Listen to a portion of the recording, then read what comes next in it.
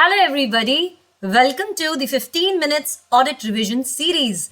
इस सीरीज में आप सभी का स्वागत है। तो चलिए आज जाइए, आज हम क्या करने वाले हैं। आज आपके चैप्टर नंबर 2 का that is audit planning and audit strategy का जो आपका चैप्टर है उसमें आपका एक ऐसे है, ऐसे 300 ऑन ऑडिट प्लानिंग, राइट। आज हम इस ऐसे को कवर करने वाले हैं और मैं ट्राई करूंगी कि मैं इस ऐसे 300 को तो लूं ही, इसके साथ साथ और भी चीजें इसी चैप्टर में जो कवर होने वाली चीजें हैं वो भी मैं इस वीडियो में आपके लिए कवर कर दूं। थोड़ा सा बियॉन्ड ऐसे भी मैं जाने की कोशिश करूंगी ताकि आप लोगों का ये चैप्टर फटाफट मेरे साथ रिवाइज हो जाए। तो ऐसे 300 आज आपके लिए है, तो इस वीडियो का भरपूर फायदा उठाइएगा। चाहे आपके एग्जाम जनवरी में हो, मई में हो, सितंबर में हो, बिंदास आप इस वीडियो को देखकर अपना पूरा का पूरा ऐसे मेरे साथ रिवाइज कर सकते हैं। चलिए, ये एक रिविजनरी सीरीज है। अगेन, अगर आपको मेरे डिटेल्ड क्लासेस चाहिए, अगर आपको डिटेल में मेरे से पढ़ना है तो आप रेगुलर क्लासेस ले सकते हैं।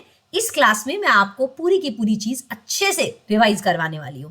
चलिए, without wasting any time, let's get the session rolling and let's get the session started. Alright, attention mode on. तो बेटा, ऐसे 300 किस पे है? ऑडिट प्लानिंग पे। क्या सभी काम को प्लान करना चाहिए क्या? Of course. तो क्या ऑडिटर जब ऑडिट कंडक्ट करता है तो उसे भी ऑडिट को अच्छे से प्लान करना चाहिए ताकि ऑडिट कैसे हो? ईईटी हो। ऑडिट का क्या हो? ईईटी हो, मतलब ऑडिट एफिशिएंटली किया जाए, इफेक्टिवली किया जाए और ऑडिट बिल्कुल टाइमली मैनर में खत्म किया जाए। इसके लिए ऑडिट प्लानिंग करना जरूरी है। ऐसे 300 किस पे है? ऑडिट प्लानिंग पे है। ऑलराइट मैडम, प्लान बनाने के फायदे क्या होते हैं? अरे मैं बता रही हूं, तुम प्लान बनाओगे ना तो सारे स्कैम्स को पकड़ पाओगे। अगर तुम प्लान बना के काम करोगे तो तुम सारे स्कैम्स को क्या कर पाओगे? पकड़ पाओगे। तो मेरे साथ बोलो, बेनिफिट्स ऑफ प्लानिंग क्या है? बेनिफिट्स ऑफ प्लानिंग है पी स्कैम्स। मेमोरी टेक्निक क्या है? P scams. देखो, अगर प्लान बनाओगे तो समय से सारे पोटेंशियल प्रॉब्लम्स को आइडेंटिफाई कर पाओगे और समय से उन्हें सॉल्व कर पाओगे। अब अगर आपने प्लान बना लिया तो आपको पता है कि ऑडिट में किस तरीके का काम आपको करना है, तो उस हिसाब से आप अपने टीम मेंबर्स को उनके कैपेबिलिटी और कॉम्पिटेंस के हिसाब से सेलेक्ट कर सकते हैं और उन्हें ऑडिट का काम असाइन कर सकते हैं। देखो, प्लान अगर सारा काम प्लान्ड होगा तो सारा का सारा काम वेल कोऑर्डिनेटेड होगा, तो कोऑर्डिनेशन बेटर होगा और work done by others. A for attention, आप अप्रोप्रिएट एरियाज पे, जो भी इंपॉर्टेंट एरियाज है उन पे प्रॉपर अटेंशन दे पाओगे अगर टाइम से सारी चीजें प्लान्ड अच्छे से होगी तो। एम फॉर मैनेज, आप सारे के सारे काम जो करोगे वो अच्छे से मैनेज्ड होगा। तो managing and organising the work done by team members, आपकी टीम सारा काम अच्छे से मैनेज कर पाएगी, सबसे अच्छे से ऑर्गेनाइज कर पाएगी अगर काम अच्छे से प्लान्ड होगा तो। And S is direction, supervision and review अच्छे से हो पाएगा। देखो, अगर आप प्लान बना के काम करोगे ना तो काम का अच्छे से डायरेक्शन, मतलब आपका एंगेजमेंट पार्टनर भी काम को अच्छे से डायरेक्ट कर पाएगा, सुपरवाइज कर पाएगा, काम को अच्छे से रिव्यू कर पाएगा अगर काम अच्छे से प्लान्ड तरीके से होगा तो मेमोरी टेक्निक क्या है? P scams. ठीक है, ऑलराइट, परफेक्ट।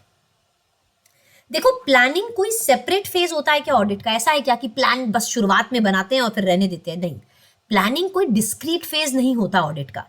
प्लानिंग एक कंटिन्यूस एंड आइटरेटिव प्रोसेस है।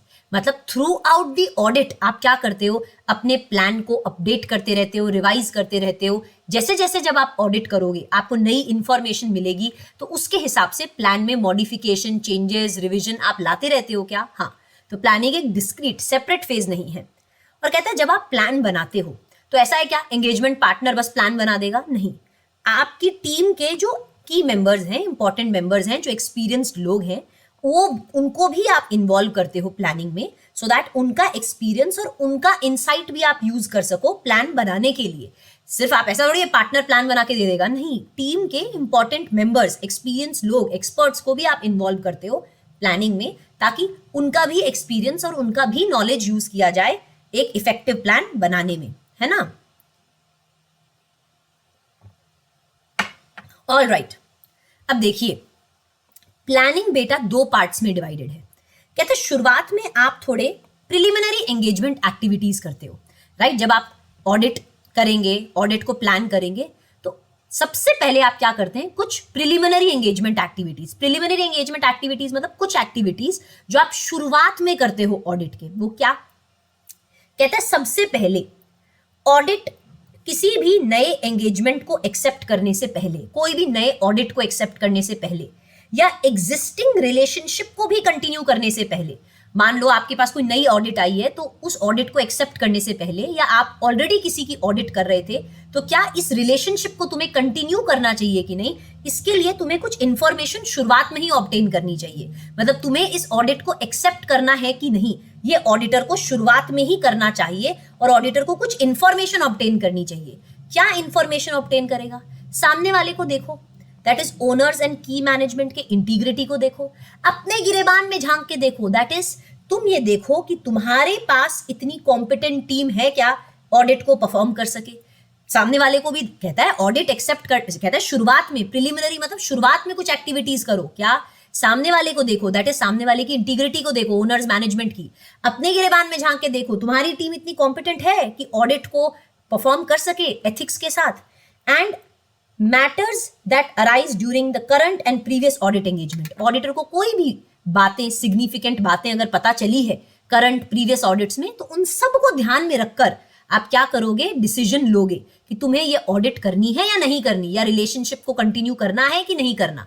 तो कहता है रिलेशनशिप को कंटिन्यू करने से पहले या ऑडिट एक्सेप्ट करने से पहले शुरुआत में आपको ये इंफॉर्मेशन ऑब्टेन करनी चाहिए।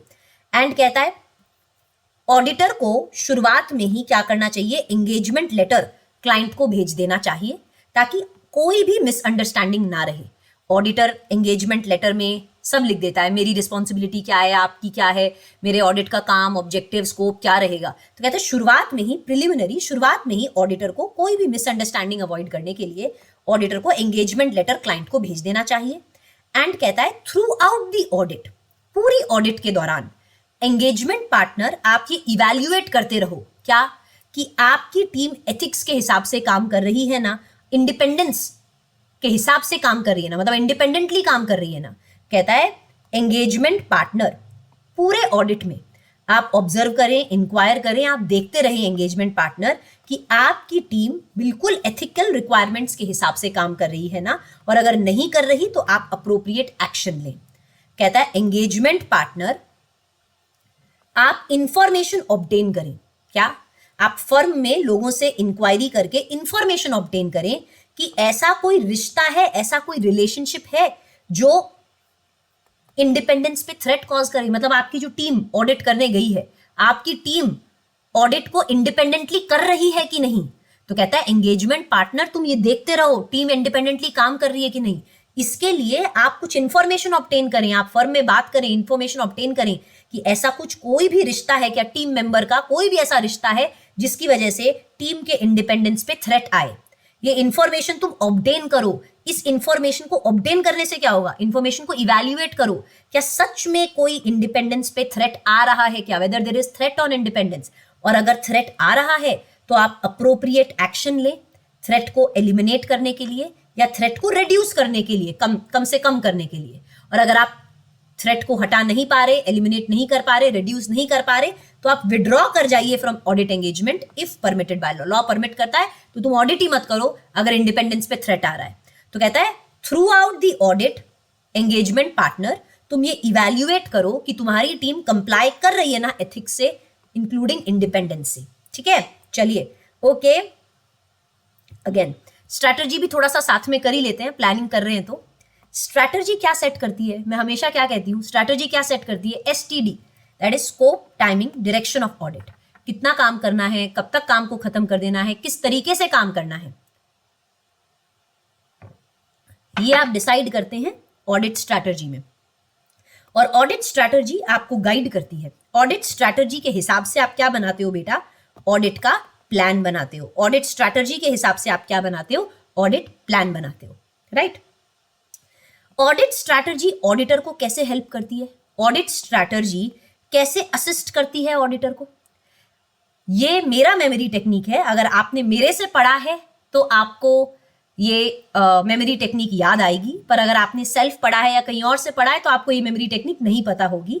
But any which ways audit strategy auditor को कैसे असिस्ट करती है, रिसोर्सेस को लेके क्वेश्चन आंसर करने में मदद करती है। रिसोर्सेस मतलब अगर आप एक ऑडिट पे जा रहे हो तो ऑडिट स्ट्रैटेजी बनाओगे तो आपको क्या मदद मिलेगी? पहली तो ये मदद मिलेगी कि आप ये जान पाओगे कि आपको क्या रिसोर्सेज लगेंगे ऑडिट एरियाज के लिए। रिसोर्सेज मतलब आपके टीम के मेंबर्स, क्या एक्सपीरियंस्ड ऑडिटर लगेंगे रिस्की एरियाज के लिए? अगर एरिया रिस्की है तो आपको एक्सपीरियंस्ड ऑडिटर लगेगा, अगर कॉम्प्लेक्स मैटर है उसके लिए एक्सपर्ट लगेगा। तो क्या रिसोर्सेज लगेंगे फॉर ईच ऑडिट एरियाज? अगर आप ऑडिट स्ट्रैटेजी बना के रखोगे तो आपको पता चलेगा कि क्या रिसोर्सेज लगेंगे ऑडिट। अगर रिस्की एरिया है तो एक्सपीरियंस लोग लगेंगे, कॉम्प्लेक्स मैटर है तो एक्सपर्ट लगेंगे। अच्छा, कितने रिसोर्सेज लगेंगे? अमाउंट ऑफ रिसोर्सेज जो लगेंगे ऑडिट में। जैसे कि अगर आप इन्वेंट्री काउंट करने जा रहे हो तो कितने नंबर ऑफ टीम मेंबर्स लगेंगे, उनके कितने बजटेड आवर्स लगेंगे अगर आप रिस्की एरिया चेक कर रहे हो। अच्छा, ये रिसोर्सेस कब लगेंगे? मतलब ये टीम मेंबर्स आपको ऑडिट के बीच में इंटरिम स्टेजेस पे लगेंगे या किसी की कट ऑफ डेट्स पे लगेंगे, ये आपको पता चलेगा। और इन रिसोर्सेस को कैसे मैनेज, डायरेक्ट और सुपरवाइज करना है, ये स्ट्रैटेजी आप बनाओगे ना तो इससे आपको पता चलेगा। जैसे कब ब्रीफिंग मीटिंग करनी है, कब डीब्रीफिंग मीटिंग करनी है, कैसे आपको रिव्यू करना है एंगेजमेंट पार्टनर को, टीम के काम को कैसे रिव्यू करना है, ये आपको पता चलेगा। तो स्ट्रैटेजी इस तरह से मदद करती है। तो रिसोर्सेस क्या होते हैं ऑडिट में? रिसोर्सेस क्या हो गए? आपके टीम के लोग। जब आप ऑडिट करने जा रहे हो तो कितने रिसोर्सेस चाहिए, कौन से रिसोर्सेस चाहिए, कब चाहिए, कैसे उन्हें मैनेज करोगे, तो ये स्ट्रैटेजी आपको मदद करती है ये जानने में, राइट? अगर आप मुझसे पढ़े हो तो ये मेमोरी टेक्निक आपको याद आया होगा। चलिए, ओके। अच्छा, स्ट्रैटेजी के पहले मैं अगर प्लान को पहले डिस्कस कर लेती हूं। ऑडिट प्लान में किस चीज का डिस्क्रिप्शन होता है? ऑडिट प्लान में किस चीज का डिस्क्रिप्शन होता है बेटा? ऑडिट प्लान में क्या होता है? ऑडिट प्रोसीजर्स जो तुम ऑडिट में करोगे, हर एक ऑडिट प्रोसीजर, कौन सा प्रोसीजर करोगे, कब करोगे, कितने एक्सटेंट तक करोगे, ये तुम ऑडिट प्लान में डिसाइड करते हो। मतलब ऑडिट प्लान में आप अगर चाहे इंक्वायरी भी कर रहे हो, चाहे आप इंस्पेक्शन भी कर रहे हो, चाहे आप कोई भी ऑडिट प्रोसीजर कर रहे हो, उसका नेचर, टाइमिंग और एक्सटेंट आप ऑडिट प्लान में डिसाइड करते हो कि हर एक ऑडिट प्रोसीजर कब, कितना और किस एक्सटेंट तक आप करने वाले हो। तो बेटा जी, ऑडिट प्लान में क्या होता है? ऑडिट प्लान में आप नेचर, टाइमिंग और एक्सटेंट डिसाइड करते हो कि कितना रिस्क असेसमेंट प्रोसीजर्स करोगे और भी कितने फर्दर ऑडिट प्रोसीजर करोगे असर्शंस को चेक करने के लिए एट असर्शन लेवल, और भी आप कौन कौन से ऑडिट प्रोसीजर करने वाले हो ताकि आपकी ऑडिट किससे कंप्लाई करे, एसएज से कंप्लाई करे। तो कहता है ऑडिट प्लान में क्या होता है? ऑडिट प्लान में एनटीई होता है ऑडिट प्रोसीजर्स का, रिस्क असेसमेंट प्रोसीजर्स का, और भी जो आप ऑडिट प्रोसीजर करोगे असर्शन लेवल पे, और ऑडिट जो भी आप ऑडिट प्रोसीजर्स करोगे ताकि आपकी ऑडिट एसएस से कंप्लाई करे। काम तो एसएस के हिसाब से ही करना है। कहता है स्ट्रैटेजी और प्लान दोनों अलग अलग नहीं है, दोनों सीक्वेंशियल नहीं है कि पहले स्ट्रैटेजी फिर प्लान, दोनों साथ साथ बनाए जाते हैं। दोनों एक दूसरे से इंटर रिलेटेड है। अगर स्ट्रैटेजी बदलेगी तो प्लान भी बदलेगा, प्लान बदलेगा तो स्ट्रैटेजी भी बदलेगी। दोनों एक दूसरे से इंटर रिलेटेड चीजें हैं। एक बार अगर आप स्ट्रैटेजी बना लेते हो तो उसके हिसाब से आप प्लान बनाते हो। जो जो स्ट्रैटेजी में तुमने मैटर्स आइडेंटिफाई किए हैं उन मैटर्स को एड्रेस करते हुए आप प्लान बनाते हो। मतलब जो तुमने स्ट्रैटेजी में डिसाइड किया कि हम इस समय तक ऑडिट खत्म करेंगे, ऐसे ऑडिट करेंगे, ऑडिट को इतना करेंगे, मतलब इस हिसाब से चेकिंग करेंगे, तो उस हिसाब से ही तुम प्लान बनाते हो। ठीक है, वेरी वेरी गुड।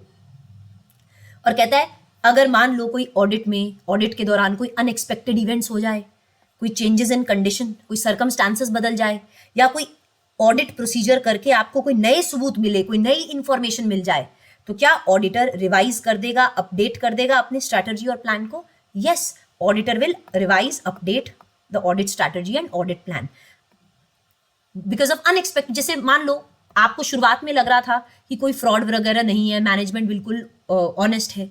जैसे जैसे आप ऑडिट कर रहे हो आपको नई नई इंफॉर्मेशन पता चल रही है, ऑडिट प्रोसीजर्स करके नया नया ऑडिट एविडेंस मिल रहा है कि कंपनी में फ्रॉड चल रहा है, तो क्या आप अपनी स्ट्रैटेजी और प्लान को अपडेट नहीं करेंगे? बिल्कुल अपडेट करेंगे, रिवाइज कर देंगे, राइट? तो ये था बेटा आपके लिए एसए 300। मैंने आपके बहुत सारे पॉइंट्स जो है यहाँ पे कवर किए, तो बहुत सारा चैप्टर नंबर 2 भी साइमल्टेनियसली आपका इस लेक्चर में कवर हो गया है। तो आई होप ये वीडियो आपके लिए बहुत हेल्पफुल रहेगी। तो thank you in advance. And अगर आपको ये वीडियोस अच्छी लगती है तो डेफिनेटली मुझे कमेंट सेक्शन में बताइएगा। बहुत सारे बच्चे बोल रहे थे ऐसे 300 की सीरीज चालू करिए, तो पहले ही हमने ऐसे 300 आज चालू कर दिया है। तो आई होप ये वीडियो आपको बहुत अच्छी लगी हो। इसी तरह वीडियोस को प्यार देते रहिए, कमेंट्स में मुझे बताते रहिए, और इन वीडियोस को उन सारे बच्चों के साथ शेयर करिए जिनको इन वीडियोस की जरूरत है, जो ऑडिट में रियली सफर कर रहे हैं, है ना? तो आई होप ये वीडियो आपके लिए हेल्पफुल है। एंड आज के लिए धन्यवाद। ऑडिट मतलब दीपिका राठी, ये आप लोग से मुझे सुनना है ना। चलिए, all right, have a good day. पढ़ते रहिए, मेहनत को करते रहिए एंड टेंशन नको, बहुत सारे एसेज कवर हो जाएंगे रे। ऑडिट का एग्जाम में जब तक बैठोगे ना, उस समय तक मैं तुम्हारा बहुत एसेज कंप्लीट करवा दूंगी, टेंशन नहीं है। Okay, stay chill. Till then, good day, bye bye.